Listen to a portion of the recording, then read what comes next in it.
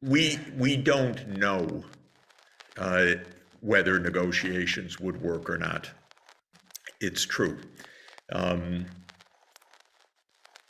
I personally believe they would because I know a lot of the Russian leaders over a long period, and I believe that there is absolutely a way to negotiate, and that the central question is NATO enlargement, and that's the question the US has never accepted even discussing.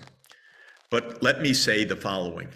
Suppose we negotiated something and that it was satisfactory, but then Russia violated it, which is possible. Then we would be in no worse situation than we are right now, but we would at least have the whole world know that we went the extra mile to try to find peace and the other side violated it. And that, to my mind, is the right approach. Yeah. The right approach is to try for peace. And if it fails, you end up in war. But if you say there's no one to negotiate with, then you're surely in war. So I want to try the exit ramp, not guaranteeing, because nothing in life is a guarantee, not guaranteeing it would work, but believing that it would. I have lots of reasons to believe that it would. Russia is not a sole actor by itself. China is a very important actor in this. China actually would like a peace agreement. China would like to insist on a peace agreement. India would like a peace agreement. They don't want a peace agreement in which NATO enlarges because the US is targeting China too. But they want a peace agreement that is satisfactory. And so there are many ways to enforce a peace agreement beyond just a piece of paper. There are many interests at stake. And by the way, the Russians honor agreements at times. We do too sometimes. We break them a lot also. The Ukrainians broke agreements. They absolutely would not implement the Minsk agreements. So the Russians say, look, how can we negotiate? You lie to us, you cheat. Britain, France and Germany were supposed to be the guarantors of the Minsk II agreement. When the Ukrainians say, we don't like this agreement, then France and Germany remain silent because they're on the Western side. So there is a lot of deceit, but it's not just Putin. And our division of the world into the pure good and the pure evil is phony, and it's phony here as well. So my view is, and I can tell you, all over the world, people basically agree with what I'm saying, which is, yeah, this is a war about NATO enlargement. And if it isn't, we should prove that. We should say, okay, we won't enlarge NATO. Now let's see if you stop the war. If you don't, then it exposes this isn't about NATO enlargement. This is about your empire building. Then you get the whole world on side. But right now, the whole world isn't on side.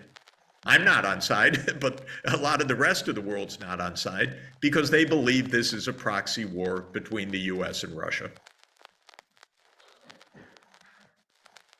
So in terms of a negotiated settlement and what is really possible, NATO enlargement would sort of have to be the key piece of that. I think it's the center. There are three issues that were mentioned every time. And remember something really interesting, another one of these mysteries. In mid-March, there was a flurry of statements by Russia, Ukraine, and Turkey, which was mediator, that the two sides had come close to an agreement and that they actually exchanged papers. And I spoke with a very, very senior Russian official about this who described this to me. And actually, the Ukrainians put forward the idea of neutrality. This immediately went to Putin. Putin said, let's draft a peace agreement around this. The Russians did. They put it back to Zelensky, and then Zelensky said, no, that's not what I meant. And the strong rumors, which I believe, are that the United States and UK said to Zelensky, hell no, you want us to back you? We're not backing neutrality. and that this was a complete change, and it was the end of the negotiations. So I think the US has been completely uninterested in the negotiations. That week, Biden flew to a NATO meeting in Brussels and declared this is going to be a long And kind of war. look to your left a little bit. And then he went from Look out the window to the left. went from Brussels to Warsaw and said that man can't stay in power. And then a few days later, Lloyd Austin said our goal is to weaken Russia. So I think it's U.S. policy not to have a negotiated solution. I think there was close to a negotiated outcome beforehand. And I watch lots of Russian blogs, and they call for negotiations, which is, if it were Russia's desire not to negotiate, you wouldn't have the Russian bloggers calling for negotiations. I think Russia's idea was we can scare Ukraine into neutrality, if I could put it that way. That was the original idea of the invasion. And I think it was a desperate move, but I think the motivating factor of the move was that the US was heavily arming Ukraine and threatening Russian security, and Russia could not get US attention. This is the basic point. We treat Russia like shit, if you'll excuse me, which is they put forward negotiating demands and we say, no interest. Why should we talk to you? You're a fourth-rate power. You're delusional. We're the superpower. And that, I think, is the basic point. Then we say there's no one to negotiate with after we say we're not negotiating. But if you don't know if there's someone to negotiate with till you negotiate with them. And frankly, we didn't even try. So, and if we tried and failed, we'd have the whole world on our side immediately.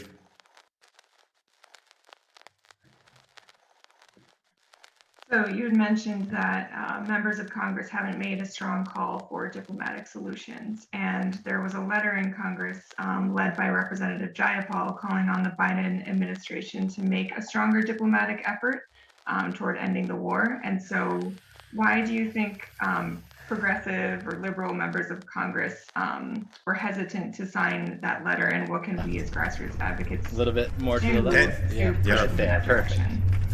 Thank you for letting me know about that. I wasn't even aware of Congresswoman Jayapal's letter, so I'm happy that someone has done it.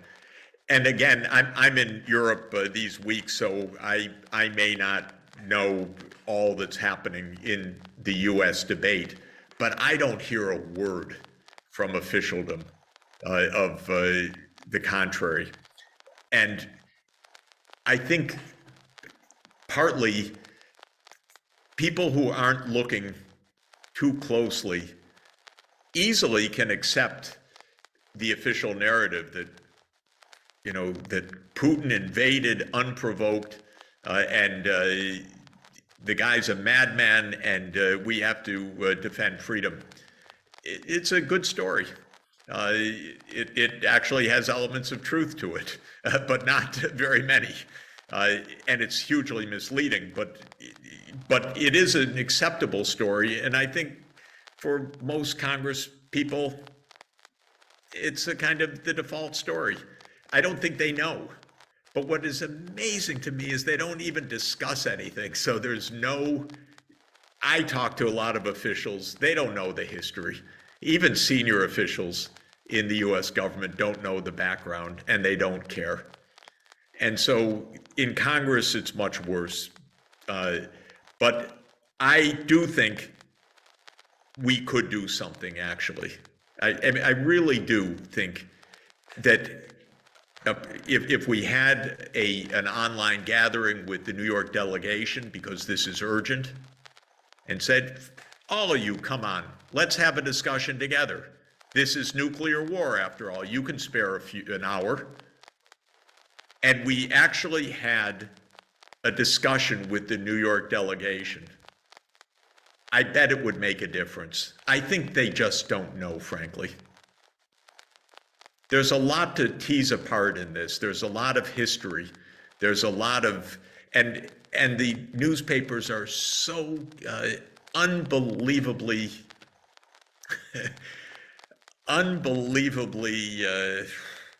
without analytical edge, that it's easy to get completely pulled into this. It is kind of the mainstream story. And so I think that this could make a difference, actually. I really do. I gotta hope that it could. Yeah, thank you. And so I guess a follow-up to that is in advocating for our members of Congress to take steps toward a diplomatic solution, do you think peace activists should demand that the U.S. get out of NATO or take a position of stopping NATO enlargement because the U.S. is using NATO for hegemony? I think that the peace community should call for negotiations now that can defuse this crisis before nuclear war. I think that that is the absolute most important thing to do. People are scared and should be scared. And by the way, every day when I read someone say, we're not going to be intimidated by this, I say, what the hell do you know? We're all going to be incinerated if you get this wrong. And I know, because I've studied it for 50 years, how close we have come to nuclear war. And given that we are on the 60th anniversary of the Cuban Missile Crisis, somebody ought to think a little bit more clearly about this. Maybe our key people in office, or some of them are too young to remember this, or they haven't studied it, they don't understand it, they don't know how dangerous this is. But I think that the focus should be stop this escalation. We are on the precipice. This is crazy. And there is a way to negotiate an outcome. And the two sides were negotiating in March. Send them back to the negotiating table, but with U.S. support for negotiations. That, to my mind, is the key. Great, thank you. And I'm just keeping an eye on the time and wondering if we're nearing the end of our time with you, or. Yeah, I'm sure that I'm late for something, but let's take a couple questions and then we'll finish up. Sure. So a lot of our members were interested in understanding the effects of the war on climate change and food security. And so I wonder if you could speak to that. Oh, we have to stop. Generally. 6 o'clock Pastor, 6:30 Tulsi, and then we're off to. Okay, I'm finishing. Yeah, it has to finish by 6. Yeah. Okay. Yeah, I have to finish shortly. My wife is telling me, and she's the boss. So, sorry. About the effects of all of this on climate change and food security. And food security. Everything is bad about this crisis. There is no silver lining, period, because you cannot address any big challenge in an organized way in the kind of look to midst your of left war. a little bit. And so look out the window. The immediate effects of all of this, as you know, have been economic destabilization, soaring fertilizer prices, soaring food prices, soaring energy prices, and that's a part of what's happening. But I'd say even a larger part is there's no international cooperative processes on development or climate or anything else as our geopolitical situation darkens. We're hardly speaking to the Chinese. We are, of course, at war with Russia, and institutions like the G20, which are supposed to be working on global challenges like climate change, are dysfunctional right now because they include the two sides to this conflict. And there are many, many countries in deep hunger crisis right now that get no attention. I know it because they appeal to me in my United Nations context role. I met world leaders at the UN General Assembly a couple of weeks ago, some in absolutely desperate condition. And I spoke to a very senior UN official yesterday who's trying to help on the hunger side, but he can't even get access to senior policymakers right now, even though he's representing Secretary General, because our institutions are not paying attention to any of these things. They're paying attention to the war and to the election.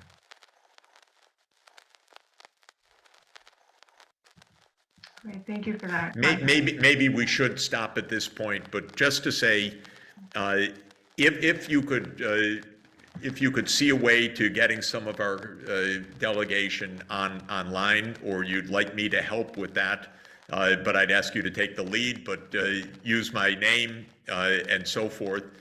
I think this would be a great next step, and really necessary and A little bit more a to the core left. Yeah, democratic right there. step, because our congressmen and women owe it to us to talk with us about this.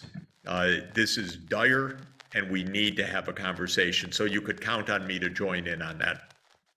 That's great. Thank you so much. I feel pretty sure we'll take you up on that. Wonderful. Thank you for joining us and for being. Yeah, thanks to everybody. Sorry we didn't have time for all the questions, and I know people had further thoughts and some skepticism on some of it and so forth. It's just a very confused, very difficult, but extraordinarily dangerous situation. So I thank you. The voice of peace is the most important message right now, period. And we absolutely need to pull back from the precipice that we're deliberately climbing towards right now. So thank you very much, and hope that we're together soon.